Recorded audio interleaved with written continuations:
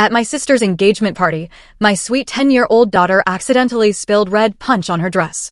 My sister lost it and slapped her so hard she fell to the ground, crying in front of over 200 guests.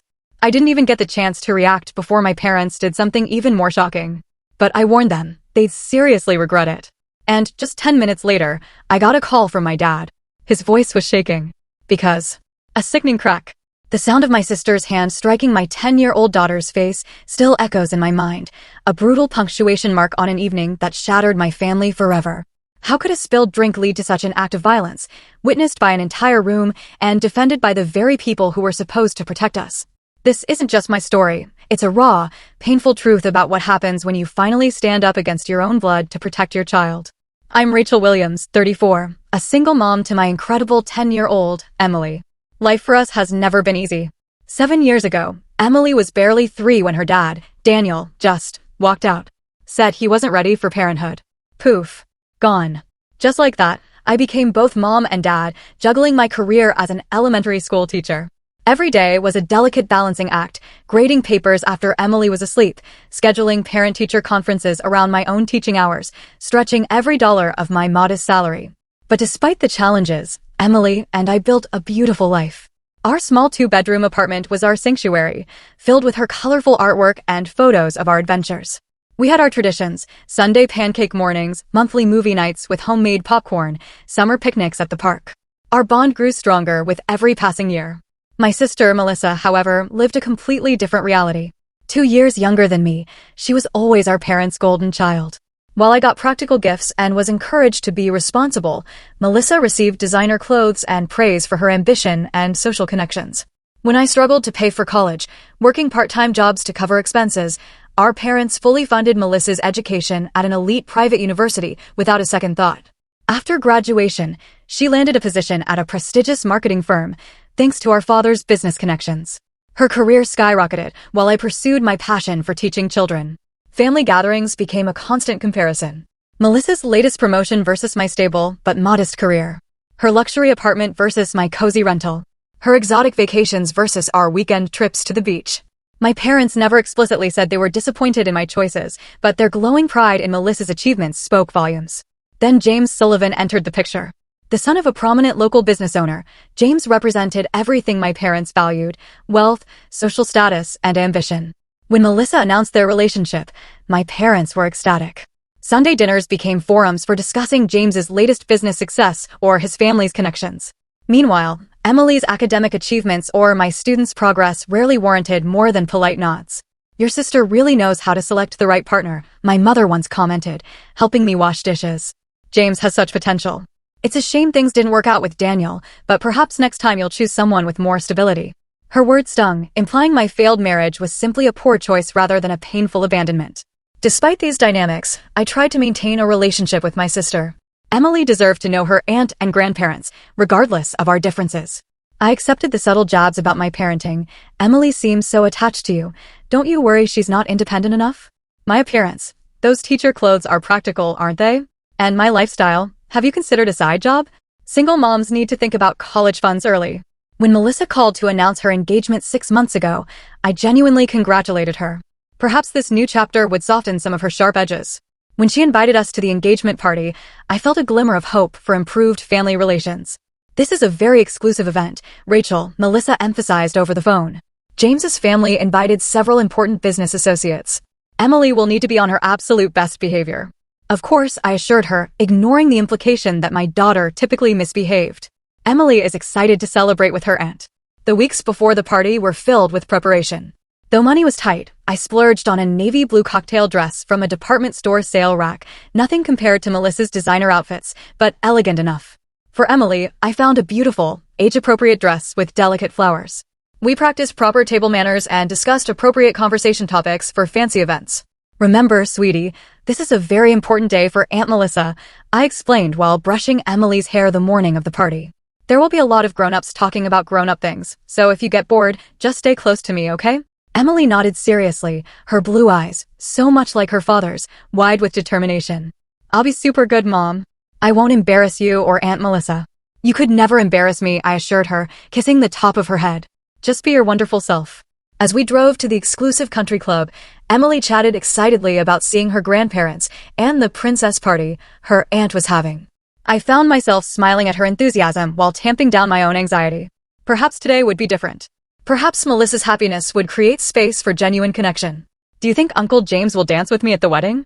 Emily asked, smoothing her dress for the 20th time. I'm sure he would love to, I replied, choosing optimism over the reality that James had barely spoken 10 words to Emily in the 2 years he'd been dating my sister. The sprawling country club came into view as we turned down the long, tree-lined entrance. Luxury cars filled the parking lot, Mercedes, BMWs, even a few Bentleys. My 10-year-old Honda looked woefully out of place as I searched for an empty spot. Wow, Emily whispered, pressing her face against the window.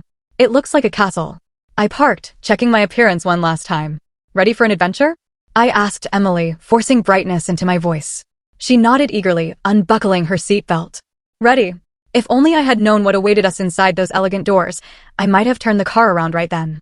But hindsight offers clarity that hope often obscures, and in that moment, all I wanted was a beautiful day celebrating my sister's happiness. The country club exuded luxury from every polished surface. Crystal chandeliers cast a warm glow over the marble-floored entrance hall where a uniformed attendant checked invitations. Floor-to-ceiling windows overlooked meticulously landscaped gardens where fountains sparkled in the afternoon sun. Arrangements of white roses and orchids adorned every table, their subtle fragrance mingling with expensive perfumes worn by the guests already mingling. Emily's eyes widened. It's like a fairy tale, she whispered, clutching my hand tightly. Rachel, you made it. Melissa's voice carried none of the warmth typically associated with greeting family. My sister approached us, wearing a stunning white designer dress that probably cost more than 3 months of my salary. Her diamond engagement ring caught the light with every graceful movement. You're 15 minutes late. Traffic was heavier than expected, I explained, leaning in to kiss her cheek. Congratulations, Melissa. Everything looks beautiful.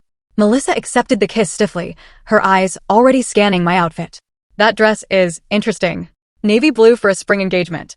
Before I could respond, Emily stepped forward with the small gift bag we'd brought. Happy engagement, Aunt Melissa. We got you a present. Melissa glanced down, as if just noticing my daughter. Thank you, Emily. Put it on the gift table with the others. She gestured vaguely toward a distant table already piled with elegantly wrapped packages. Your grandparents are somewhere around here. James's parents are eager to meet everyone, so do try to make a good impression. With that, she turned to greet another arriving guest, dismissing us entirely. Emily's smile faltered slightly, but she recovered quickly. Should we find Grandma and Grandpa? Great idea. I agreed, guiding her through the crowd, carefully navigating around servers carrying trays of champagne and hors d'oeuvres. We found my parents near the bar, my father in an expensive new suit and my mother wearing a designer outfit I recognized from a magazine. Their faces lit up momentarily, until they realized it was us approaching rather than someone from James's social circle. Rachel, there you are, my mother said, giving me a quick, perfunctory hug before turning her full attention to Emily. My goodness, look how tall you're getting. Are you eating enough vegetables? You look a bit pale. Hi, Grandma. Hi, Grandpa, Emily replied politely. Your party dress is really pretty. Thank you, dear. It's Valentino, my mother preened, before turning back to me. Rachel, you should circulate. James's father is the CEO of Sullivan Development. They're practically building half the city. Wouldn't hurt for you to make some connections. My father nodded in agreement. Education is all well and good, but with your situation, you should be thinking about more lucrative opportunities. My situation? I raised an eyebrow. Being a single parent, he clarified, as if explaining something to a child. Teacher salaries aren't exactly designed for sole providers. I felt the familiar sting of their disapproval, but managed a tight smile. Emily and I are doing just fine, thanks for your concern. Of course you are, my mother said dismissively. Oh look, there's Senator Wilson's wife. We should say hello. Without waiting for a response, my parents glided away, leaving Emily and me standing alone once again. Are you hungry, sweetie? I asked Emily, spotting a table with child-friendly snacks. She nodded, and we made our way toward the food. Along the way, a middle-aged woman in a conservative but elegant pantsuit smiled warmly at us. What a lovely daughter you have, she commented. Those beautiful curls are natural, I assume? Thank you. Yes, they are, I replied, surprised by the genuine kindness in her voice. I'm Catherine Foster, James's aunt, she introduced herself. You must be Melissa's sister, Rachel Williams. I confirmed, and this is my daughter, Emily. Pleased to meet you both. It's refreshing to see a young lady at one of these stuffy events. She winked at Emily, who grinned in response. The chocolate-covered strawberries are particularly good, she stage whispered as Catherine moved on to greet other guests. Emily looked up at me. I like her, Mom. Me too, sweetie, I agreed, grateful for the brief moment of warmth in an otherwise chilly reception. Our respite was short-lived. As we sampled the elaborate spread, I noticed James's parents watching us from across the room. Unlike Catherine's friendly demeanor, their expressions conveyed clear assessment, and it seemed disapproval. James's mother whispered something to her husband, their eyes never leaving us. Melissa certainly didn't mention the child would be here. I overheard a woman nearby murmur to her companion. I gently guided Emily away from the buffet, determined to shield her from the undercurrents of judgment flowing through the room. We found a relatively quiet corner where Emily could eat her small plate of treats while I sipped sparkling water, having decided alcohol would only complicate an already tense situation. The formal part of the celebration began an hour into the event. Melissa and James stood at the front of the room while James's father delivered a toast, celebrating their engagement. He spoke glowingly about James's accomplishments, Melissa's perfect fit into their family, and the bright future ahead for the couple. Not once did he mention Melissa's family, despite my parents standing proudly at the front of the crowd. When the toast concluded with enthusiastic applause, Melissa took the microphone. "Thank you all for coming to celebrate our special day," she gushed, her voice carrying the polished tone she reserved for important occasions. "James and I are so blessed to be surrounded by such wonderful people who have shaped our lives." She proceeded to thank James's parents for their guidance and example of excellence, her colleagues for their support and connections, and finally, our parents for always pushing me to reach higher. Throughout her speech, her eyes never once drifted to the corner where Emily and I stood watching. As servers circulated with trays of champagne for another toast, Emily tugged at my sleeve. "Mom, may I please get some more punch?" she whispered, noting the empty glass in her hand. "Of course," I replied. "Let's find the beverage table." We made our way carefully through the crowd toward the drink station. Emily walked slowly, conscious of navigating between groups of adults engaged in conversation. I watched her with pride. Despite being the only child at an adult event, she was handling herself with remarkable poise. The punch bowl stood on a table draped in white linen, surrounded by crystal glasses. I helped Emily fill a glass with the bright red liquid, cautioning her to be careful. "2 hands, okay? It's crowded in here." "I will, Mom," she promised, concentrating intently on the full glass. As we turned to head back to our corner, a large man, gesturing animatedly while telling a story, stepped backward without looking. His elbow caught Emily's shoulder, throwing her off balance. What happened next seemed to unfold in slow motion, yet too quickly for me to prevent it. The collision was subtle, just a bump really, but enough to send ripples through the red punch in Emily's carefully held glass. As she stumbled sideways, the crimson liquid sloshed over the rim, creating an arc through the air before landing with startling precision on the white fabric of Melissa's designer dress. The splatter pattern bloomed like a gruesome flower across my sister's midsection, droplets extending outward in a spray. For one frozen moment, the entire room fell silent. The background music suddenly too loud in the absence of conversation. Emily regained her balance and looked up, her expression shifting from confusion to horror as she registered what had happened. The man who had bumped her had already moved on, unaware of the chain reaction he had triggered. "I'm so sorry, Aunt Melissa," Emily gasped, her voice small but distinct in the unnatural quiet. "It was an accident." Melissa stared down at her ruined dress, her perfectly made-up face. Transitioning through emotions like a rapidly spinning color wheel, shock, disbelief, and then settling on fury. Her eyes, so similar to mine in color but none of the warmth, fixed on Emily with an intensity that made my daughter shrink back. "You little brat." The words exploded from Melissa, her voice unrecognizable with rage. "Do you have any idea what you've done?" Before I could step forward, before I could place myself between my sister and my child, Melissa's hand swung through the air. The crack of her palm against Emily's cheek echoed like a gunshot in the silent room. The force knocked my 10-year-old backward, her small body losing balance and crumpling to the floor as her now empty glass rolled away across the polished marble. Time seemed to fracture in that moment.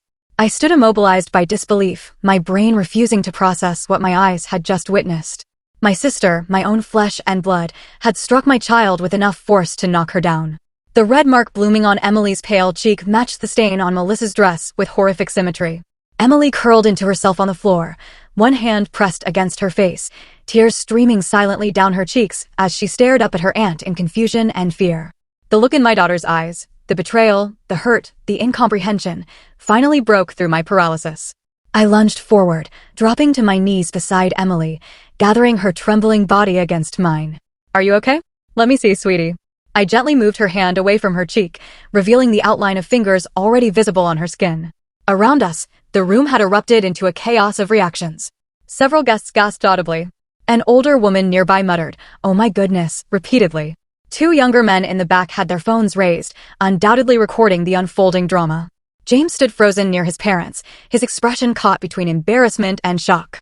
"Look what she did to my dress." Melissa towered over us, gesturing wildly at the red stain.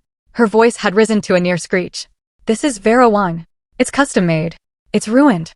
She's a child." I responded, my voice low and dangerous as I helped Emily to her feet. "It was an accident." "An accident? She's been running around all evening like this is a playground. This is exactly why children don't belong at adult events." James finally moved forward, placing a hesitant hand on Melissa's arm. "No, maybe we should.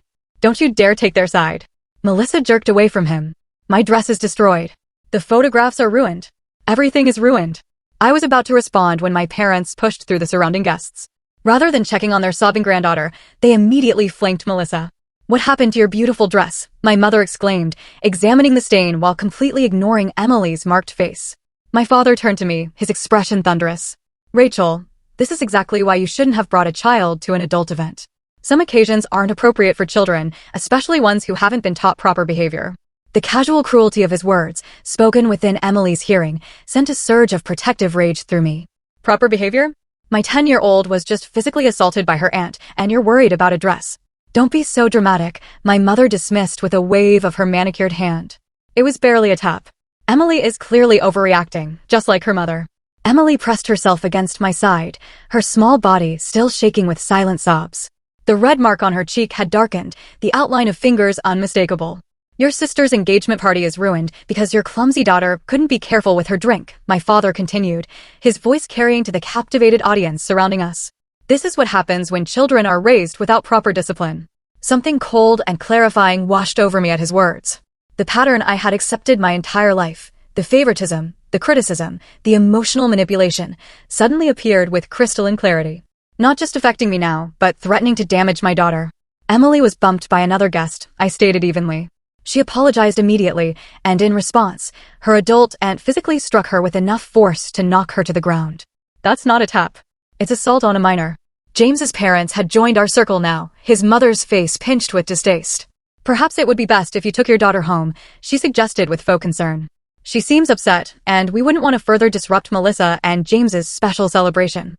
"Yes, Rachel," Melissa said, still focused entirely on her stained dress. "Take your brat and go. You've done enough damage for one day." "Damage," I repeated incredulously. Emily accidentally spilled punch. "You deliberately hit a child." Two venue security personnel approached our group, clearly summoned by someone concerned about the escalating situation. "Is there a problem here?" the taller one asked, his gaze moving between my furious sister and my tearful daughter. "Yes," Melissa answered before I could speak. "My sister and her daughter are causing a scene and need to leave." The security guard looked to me, taking in Emily's reddened face and obvious distress. His expression softened slightly. "Ma'am, would you like to step outside for a moment?" I recognized the opportunity he was offering, a chance to remove Emily from this toxic situation, to spare her further trauma. But something inside me rebelled against the idea of slinking away while my family continued to dismiss and justify violence against my child. "No," I replied firmly, feeling Emily straighten slightly beside me at my tone. "We won't be leaving. But I would like to report an assault." The word assault hung in the air like a thunderclap. Several nearby guests who had been pretending not to eavesdrop stopped maintaining the pretense, turning fully toward our family drama. Melissa's face flushed deep red, clashing with the punch stain on her dress. "Assault?" she sputtered. "Are you insane?" It was a slap. "She ruined my dress." The security guard's demeanor shifted, becoming more alert. "Ma'am, did someone strike the child?" he asked me directly. "Yes," I confirmed, my arms still protectively around Emily's shoulders. My sister slapped my daughter across the face hard enough to knock her to the ground, as you can see from the mark on her cheek. "This is ridiculous," my mother interjected. "Family discipline is not assault." Rachel has always been prone to exaggeration. A memory flashed through my mind, being 10 years old myself, accidentally breaking one of my mother's decorative plates while dusting. The subsequent lecture about responsibility and disappointment had lasted for days. When Melissa broke a vase the following year, throwing a tantrum, it was quickly dismissed as just an accident. "Family discipline?" I echoed, my voice steady despite the trembling in my hands. "Emily is my daughter, not Melissa's. No one has the right to strike her, family or otherwise." "You've always been jealous of your sister," my father accused, his voice dropping to a harsh whisper as he became aware of the audience. Even on her special day, you had to find a way to make it about you. I'm not the one who created a scene by slapping a child, I countered. The security guard cleared his throat.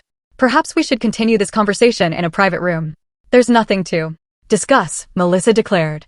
Rachel and her daughter need to leave now. James finally found his voice, stepping forward with an uncomfortable expression. Melissa, maybe we should all take a moment to calm down. Don't you start too. Melissa rounded on him. This is supposed to be our day. My sister brings her undisciplined child who ruins my designer dress, and somehow I'm the villain.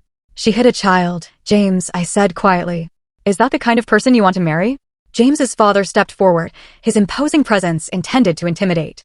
Young lady, I suggest you reconsider your accusations. The Sullivan family has significant influence in this community.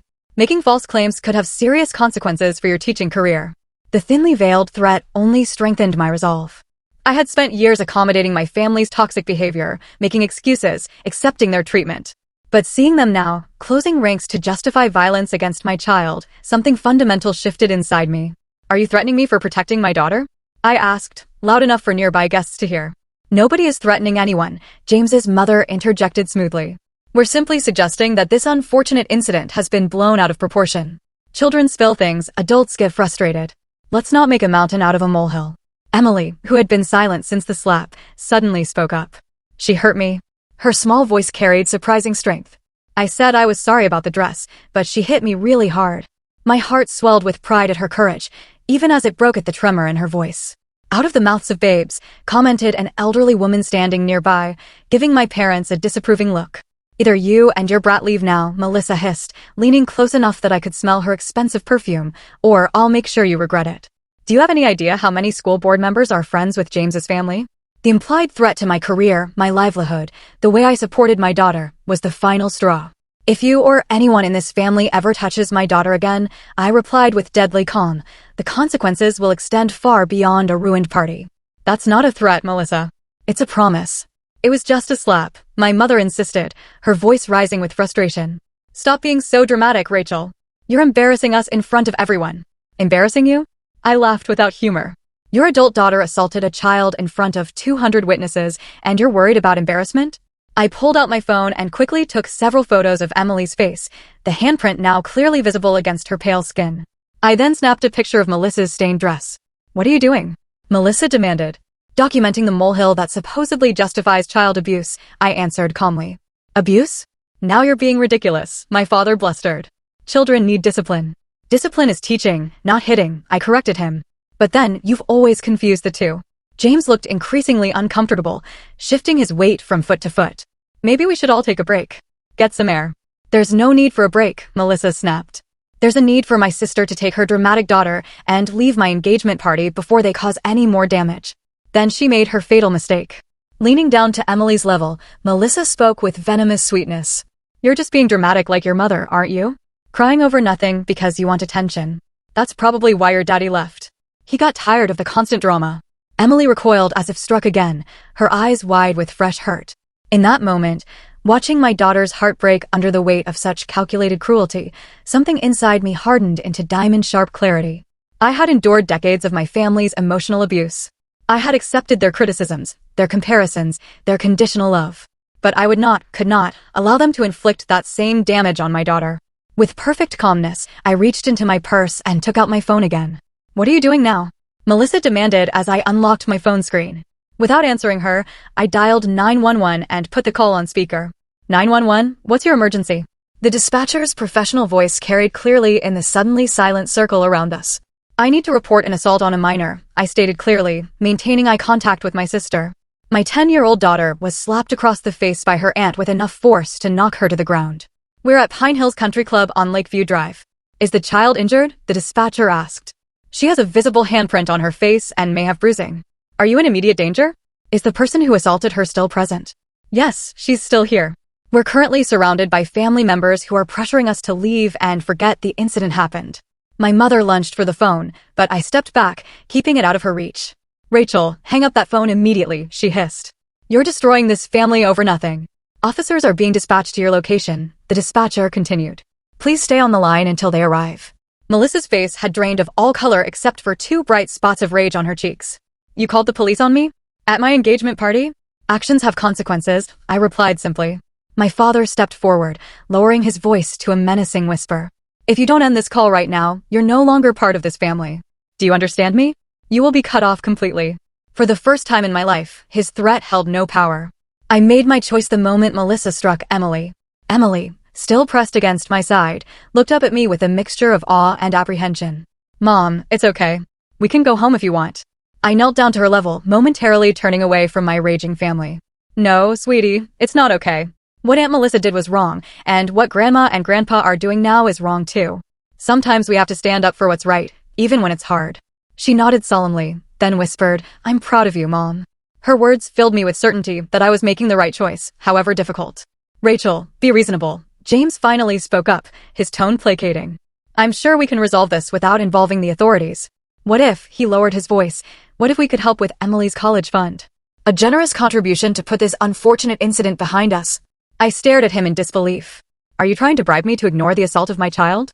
He blanched, suddenly aware of how his offer sounded. That's not what I meant, I just thought. You'll regret this, Rachel, Melissa cut in, her voice shaking with fury. When you're looking for a new job because no school in this district will hire you, when you're struggling even more than you already are, you'll wish you'd just taken your brat and left when you had the chance. Several guests had begun edging toward the exit, clearly uncomfortable with the escalating situation.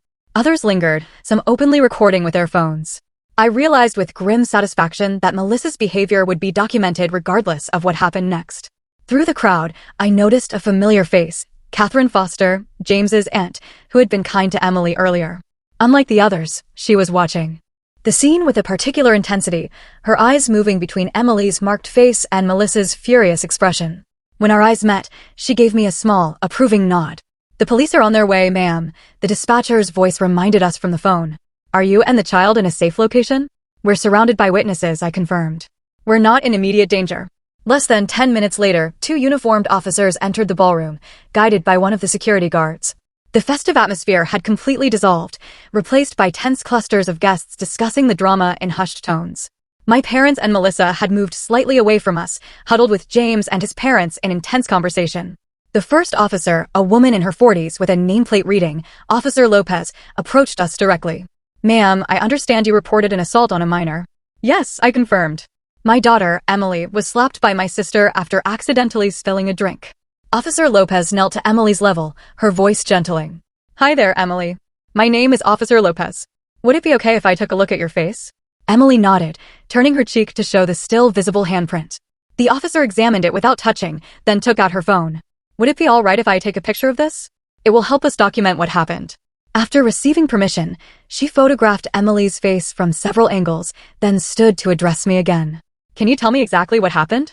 I recounted the incident in detail while the second officer took notes. As I spoke, Officer Lopez occasionally glanced toward where my family stood watching, their expressions ranging from fury, Melissa, to controlled panic, James's parents, to discomfort, my parents. There are multiple witnesses, I concluded, and several people were recording video after it happened. Recordings would be very helpful, Officer Lopez confirmed. Do you know who might have footage? A voice spoke up from behind us. I do. Catherine Foster stepped forward, her phone in hand. I started recording when I saw the confrontation escalating. I captured the aftermath and all the threats made against Rachel and her daughter.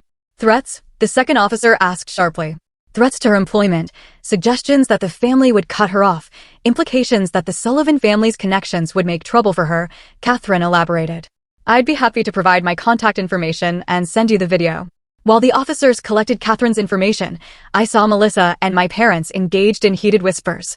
James looked increasingly uncomfortable, running a hand through his hair repeatedly as his parents spoke urgently to him. When the officers approached my sister's group, the transformation was immediate. Melissa's rage morphed into tearful distress. Officers, there's been a terrible misunderstanding, she began, her voice catching dramatically. It was just a reflexive reaction to having my expensive dress ruined. I would never intentionally hurt my niece. Regardless of intent, you struck a child, Officer Lopez stated flatly. According to multiple witnesses, with enough force to knock her down. It was barely a tap, my mother insisted. Children these days are so sensitive. In our day, a little discipline was normal. Ma'am, hitting a child hard enough to leave a visible mark isn't discipline, it's assault, the officer replied. And as I understand it, the child isn't even your daughter's to discipline. My father tried a different approach. Officers, surely we can handle this as a family matter. My oldest daughter tends to overreact. There's no need for this to go any further. Sir, when we receive a report of assault on a minor, we are obligated to investigate fully, Officer Lopez explained patiently. This isn't something we can just ignore. As the officers continued questioning my sister, I noticed James had stepped away from the group and was watching the proceedings with an unreadable expression. When he caught me looking, he approached slowly. I've never seen Melissa act like that before, he said quietly. I knew she could be particular about things, but this isn't new behavior, James, I told him honestly. It's just the first time you've seen it directed at someone vulnerable enough that you couldn't ignore it. He absorbed this in silence, then said, I'm sorry about what happened to Emily. That should never have happened, regardless of the circumstances. Before I could respond, Officer Lopez returned to us. Ma'am, we've spoken with multiple witnesses and viewed some video evidence. Based on our investigation, we're issuing a citation to Melissa Foster for simple assault on a minor. This is a misdemeanor offense that can carry penalties including fines and potential jail time, though first offenses typically result in probation. You'll need to appear in court on the date listed on this card. She handed me a business card with case information. You may also wish to file for a temporary restraining order to prevent further contact between your daughter and your sister until this is resolved. A restraining order? My mother's voice rose in disbelief from behind us. This is absurd. We're family. Family members are statistically the most common perpetrators of child abuse, ma'am, Officer Lopez replied evenly. The law doesn't make exceptions based on relationship. As the reality of the situation sank in, the remaining guests began dispersing quickly, murmuring excuses as they headed for the exits. James's parents were engaged in intense conversation with the event coordinator, likely trying to control the damage to their social standing. You've ruined everything. Melissa spat as an officer handed her the citation. I hope you're satisfied. No, Melissa, I replied calmly. I'm not satisfied. I'm heartbroken that my sister would hurt my child and that our parents would defend that behavior. But I am at peace with my decision to protect Emily, even if it costs me my relationship with all of you. As we prepared to leave with a police escort, Emily looked up at me. Mom, are Grandma and Grandpa going to hate us now? I considered sugarcoating the truth, but decided my daughter deserved honesty. They're very angry right now, sweetie, but we did the right thing. Sometimes standing up to bullies is hard, especially when those bullies are people we love. Like you stood up to Aunt Melissa? She asked. Yes, I nodded. And you were so brave too, telling the truth even though it was scary. As we walked to our car, Emily squeezed my hand. Mom, she said thoughtfully, sometimes family can be the worst bullies, can't they? Looking down at her wise young face, I felt a surge of determination that she would never again be made to feel that her worth was conditional on someone else's approval, not even family. Yes, they can, I agreed. But we don't have to accept being bullied. Not by anyone. The drive home was quiet, both of us processing the enormity of what had happened. Halfway home, Emily broke the silence. I'm sorry about Aunt Melissa's dress, she said in a small voice. It was an accident. It was an accident, Emily, I reminded her gently. Accidents happen. Nothing you did justified how she reacted. I know, she nodded. But I'm still sorry it happened. Her capacity for empathy, even towards someone who had hurt her, filled me with pride. Whatever happened next with my family, I knew with absolute certainty that Emily and I would be okay. The days following the engagement party incident unfolded like scenes from a movie I never wanted to star in. By Sunday morning, someone had posted video of the aftermath of the slap online, capturing Melissa's fury, my parents' dismissal of Emily's pain, and the arrival of police officers. The clip went viral locally, then regionally, with comments overwhelmingly supportive of my decision to report the assault. My phone began ringing incessantly, unknown numbers, local news outlets seeking comments, distant relatives expressing either support or outrage, and even a few parents from my school checking on Emily's well-being. I answered only calls from known contacts and kept Emily home from school on Monday to give her time to process. Tuesday morning brought the news that Melissa had been placed on administrative leave from her marketing firm pending an investigation into the incident. Apparently, the company's family-friendly brand couldn't risk association with viral videos of their executives striking a child. Your sister has been devastated by this, my mother's voicemail informed me. Her career may be ruined because you couldn't handle a family matter privately. I hope you're satisfied with yourself. I deleted the message without returning the call, focusing instead on Emily. We'd visited a child therapist on Monday afternoon, a gentle woman named Dr. Karen Bennett, who specialized in childhood trauma. Emily had been quiet, but cooperative during the session. Children are remarkably resilient, Dr. Bennett had assured me afterward. What matters most is that Emily sees you standing up for her, validating her feelings, and ensuring there are consequences for harmful behavior, even when that behavior comes from family members. On Wednesday, I returned to my classroom, prepared for awkward questions, but finding unexpected support instead. The principal, Dr. Natalie Washington, called me into her office first thing. "Rachel, I want you to know the school district fully supports you," she stated firmly. "We've received a few calls from people claiming to be concerned about your judgment, but we recognize attempted intimidation when we see it. Your personnel file has been temporarily restricted to administrative access only, just as a precaution." Her words confirmed my suspicion that James's family had already begun leveraging their connections, but her support lifted an enormous weight from my shoulders. "Thank you," I managed, fighting back tears of relief. I was worried. "Don't be," Dr. Washington said firmly. "Your teaching record is exemplary, and you did exactly what we train our staff to do: report suspected child abuse, even when it comes from family members." Emily returned to school on Thursday, nervous but determined. Her teacher, Mrs. Garcia, contacted me midday to let me know things were going well. Some kids asked about the fading bruise on her cheek, but Emily handled it beautifully. She just said there was a family problem that her mom helped fix and then changed the subject. That afternoon, I received an unexpected email from Catherine Foster, James's aunt who had provided video evidence to the police. "Rachel, I wanted to check on you and Emily. What happened at the party was inexcusable, and I admire your courage in standing up for your daughter. I should mention that James has postponed the wedding indefinitely. He told his parents he needs time to reconsider. If you need anything at all, please don't hesitate to contact me." I read the email twice, feeling a complex mixture of emotions. While I took no pleasure in Melissa's relationship troubles, I couldn't help but feel that James was seeing my sister's true colors before making a lifetime commitment. Friday afternoon brought another development: a certified letter from my parents' attorney, threatening to contest the restraining order I'd filed to keep Melissa away from Emily. The letter included thinly veiled threats about family matters being aired in public and consideration of Emily's long-term interests. I forwarded the letter to the affordable legal aid attorney I'd consulted, who replied promptly, "This is intimidation, nothing more." The temporary restraining order has already been granted. Given the evidence and witness statements, the judge is likely to approve the permanent order at next week's hearing. Throughout the tumultuous week, my concern remained focused on Emily. Each night we maintained our bedtime routine, reading together, talking about our day, and sharing things we were grateful for. Despite everything, Emily consistently mentioned being grateful for having a mom who protects me, words that simultaneously healed and broke my heart. The following Tuesday, we appeared in family court for the restraining order hearing. I had prepared Emily for seeing her grandparents and possibly Melissa, but when we arrived, only my parents were present with their attorney. Melissa had apparently decided not to attend. "The respondent's absence does not prejudice these proceedings," the judge noted, reviewing the file. "We have substantial evidence, including photographic documentation of injury to the minor, video recordings of the aftermath, and multiple witness statements." My parents sat stiffly in their formal attire, occasionally whispering to their attorney, but never once looking directly at Emily or me. The proceedings were mercifully brief.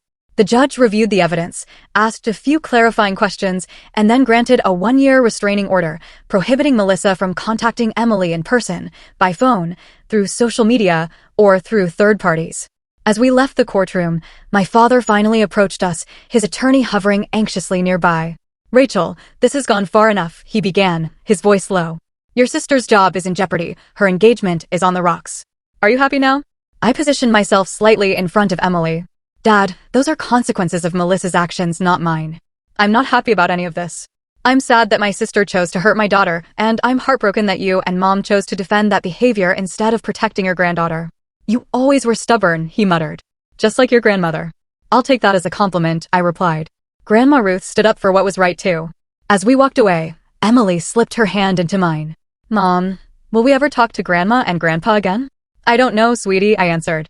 "Honestly, that depends on whether they can understand that what happened was wrong and make real changes. But no matter what, you and I are going to be okay." The weeks that followed brought unexpected developments. Anonymous donations to Emily's college fund appeared in our mailbox, ranging from $20 to one particularly generous check for $5,000 with a note simply signed KF. I suspected Catherine Foster, but had no way to confirm. Extended family members I hadn't spoken to in years reached out with messages of support. My cousin Taylor revealed that she had distanced herself from family gatherings years ago after similar treatment from my parents and Melissa. "They always made me feel like I wasn't good enough," she confided during our lunch together. "Watching you stand up to them gave me courage to reconnect with the family members who actually value me." Most surprising was an email from James himself, 6 weeks after the incident. "Rachel, I wanted you to hear this from me directly. After much reflection, I've ended my relationship with Melissa. The incident with Emily forced me to recognize patterns I'd been ignoring. I've suggested Melissa seek therapy to address her anger issues, and I'm doing the same to understand why I tolerated certain behaviors for so long. Please know I wish only the best for you and Emily. I showed the email to my therapist. I had started my own counseling sessions, recognizing that my family dynamics had affected me in ways I was only beginning to understand. This is a positive development, she observed. Not because your sister lost her relationship, but because it suggests there may be accountability and growth happening. People don't change unless they have reason to reflect on their behavior. 2 months after the incident, my mother called. I almost didn't answer, but decided to give her a chance. Rachel, she began awkwardly, your father and I have been discussing things. We've been talking with Pastor Michael at church about family reconciliation. I remained silent, waiting. We're not saying we handled everything perfectly, she continued, the admission clearly difficult for her. But surely now that some time has passed, we can put this behind us? We miss seeing Emily. Mom, putting it behind us without addressing what happened isn't reconciliation, it's sweeping abuse under the rug, I replied carefully. Emily has been working with a therapist to process what happened. If you and Dad are serious about rebuilding a relationship with us, I'd suggest you speak with her therapist about how to move forward appropriately. Therapy? My mother sighed. Is that really necessary? In our day? Yes, it's necessary, I interrupted firmly. And it's non-negotiable if you want to be part of Emily's life again. The line went quiet for so long I thought she might have hung up. Finally, she said, I'll discuss it with your father. It wasn't a promise of change, but it was the first conversation with my mother in years that hadn't ended with me feeling diminished. Small progress, but progress nonetheless. The most unexpected letter arrived exactly 3 months after the engagement party. I recognized Melissa's handwriting on the envelope immediately, but opened it with caution. Rachel, she had written in her precise script, I've been attending anger management therapy as part of my agreement with the prosecutor to reduce the charges. I began going just to satisfy the legal requirements, but it has forced me to confront some uncomfortable truths about myself and our family dynamics. I am writing to acknowledge that my behavior toward Emily was inexcusable. No child deserves to be struck, regardless of the circumstances. I am not asking for forgiveness or for the restraining order to be lifted. I simply wanted you to know that I am working to become someone who would never again react with violence. Melissa. The letter contained no excuses, no attempts to share blame, and no request for reconciliation. Just accountability. I showed it to my therapist at our next session. This appears to be a genuine step toward accepting responsibility, she noted. Whether this leads to reconciliation is a separate question that you don't need to answer now or perhaps ever. As summer arrived, Emily and I established new traditions and connections. We joined a community garden where Emily discovered a talent for nurturing plants. I formed friendships with several other single parents through a support group, people who understood the challenges and joys of raising children alone. At school, I received an unexpected promotion to lead teacher for my grade level, with Dr. Washington specifically citing my demonstrated commitment to children's welfare and safety as a qualifying factor. The implied message was clear. Despite whatever pressure James's family might have applied, the school district stood firmly behind me. One evening in July, as Emily and I walked home from the community pool, she asked thoughtfully, Mom, are you still sad about Grandma and Grandpa? I considered the question carefully. I'm sad about the relationship we don't have and the relationship you don't have with them. But I'm not sad about the decisions I made to keep you safe. She nodded, processing this. I think Melissa's letter was brave, she observed. My therapist says admitting when you're wrong is really hard for grown-ups sometimes. I smiled at her insight. Your therapist is very wise. Do you think we'll ever be a normal family again? She asked. I replied slowly, that we already are a normal family. Just you and me. And maybe someday our family circle will grow again, but only with people who treat us with respect and kindness. Emily considered this, then smiled. I like our family the way it is now. As we rounded the corner to our apartment building, I realized that despite the painful journey of the past months, I felt lighter than I had in years. The constant weight of seeking approval from people who would never truly give it had been replaced by the simple certainty that Emily and I were enough, just as we were. 6 months after the engagement party incident, Emily and I settled into a new normal that felt healthier than the family dynamic I had accepted for most of my life. Our small apartment remained our sanctuary, but it no longer felt like a place we needed to defend against criticism. Instead, it became a gathering spot for new friends who appreciated us exactly as we were. Emily's recovery from the trauma progressed steadily under Dr. Bennett's gentle guidance. The physical mark from Melissa's slap had faded within days, but the emotional impact required more time to heal. Through play therapy and art expression, Emily processed her feelings about that day and the family upheaval that followed. She's doing remarkably well, Dr. Bennett assured me during one of our parent consultations. Children are incredibly resilient when they have a secure attachment to at least one caring adult who consistently puts their well-being first. Emily knows without question that you will protect her, and that security is powerful medicine. My own therapy journey proved more challenging. Decades of family dynamics don't unravel easily, and I struggled with lingering guilt about breaking up the family, despite knowing I had made the right choice. "You didn't break up your family," my therapist reminded me regularly. "You set a boundary against harmful behavior. Others chose not to respect that boundary." There's a significant difference. Gradually, I learned to recognize and challenge the patterns of thought instilled by years of subtle emotional manipulation. I stopped apologizing for taking up space, for having needs, for protecting my child. I began to trust my own judgment without seeking external validation. The legal consequences of Melissa's actions eventually resolved with her accepting a plea deal, 6 months of probation, completion of an anger management program, and community service hours at a children's advocacy center. The irony of the assignment wasn't lost on me, but I hoped the experience might foster genuine growth. My parents' journey toward reconciliation progressed in fits and starts. After initially refusing, they eventually agreed to meet with Emily's therapist to discuss appropriate boundaries for rebuilding a relationship with their granddaughter. The first session was tense, with my father particularly resistant to the framing of Melissa's behavior as abusive. "In my day, discipline was expected," he insisted. "Children had consequences for their actions." "Mr. Williams," Dr. Bennett replied calmly, "there's an important distinction between discipline, which teaches, and punishment, which simply hurts." What happened to Emily wasn't discipline by any definition. It was an adult losing control and physically harming a child who had already apologized for an accident. My mother, surprisingly, nodded slightly at this.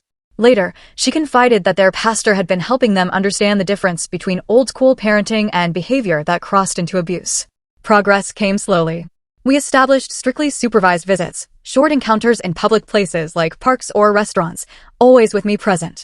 My parents were clearly uncomfortable with the constraints, but complied with the boundaries I set for Emily. For Emily's birthday, they gave her a handmade card with a heartfelt note that made no excuses, but simply expressed love and a desire to be better grandparents. Melissa and I maintained distance, respecting the restraining order that would remain in effect for a full year. Through our parents, I learned she had indeed completed her anger management program and continued with private therapy afterward. She had found a new job at a smaller firm, accepted the professional setback, and appeared to be genuinely reflecting on her behavior patterns. In an unexpected development, Catherine Foster, James's aunt who had supported us at the engagement party, became a mentor and friend. A retired family court judge, she provided both legal guidance and personal support as we navigated the aftermath. I watched my nephew almost marry into a family dynamic that mirrored my own first marriage, she confided over coffee one afternoon. "Seeing you stand up to protect Emily gave me hope that cycles can be broken." James himself moved to another state for a job opportunity, but sent a kind email checking on Emily's well-being before he left. "Your courage that day helped me find mine," he wrote. I'll always be grateful for that wake-up call, painful as it was. At school, Emily blossomed. Her teacher reported she had become more assertive in positive ways, standing up for classmates who were teased, volunteering for leadership roles, speaking confidently during presentations. The timid child who had once worried about embarrassing adults had been replaced by a girl who understood her own worth. My professional life flourished as well. The promotion to lead teacher brought new responsibilities and opportunities that stretched my capabilities. Rather than shrinking from challenges as I might have before, I leaned into them, discovering strengths I hadn't recognized in myself. Months into the school year, Emily came home excited about a class project on everyday heroes. "Mom, I'm writing about you," she announced as she unpacked her backpack. Miss Garcia said we should pick someone who shows courage in regular life, not like superheroes with special powers. "That's very sweet, honey," I replied, touched but slightly uncomfortable with the spotlight. "But there are lots of heroes you could write about: firefighters, doctors, military personnel." Emily shook her head decisively. "Those are important jobs, but I want to write about how you stood up to Aunt Melissa and Grandma and Grandpa when they were being bullies, even though it was really hard because you love them."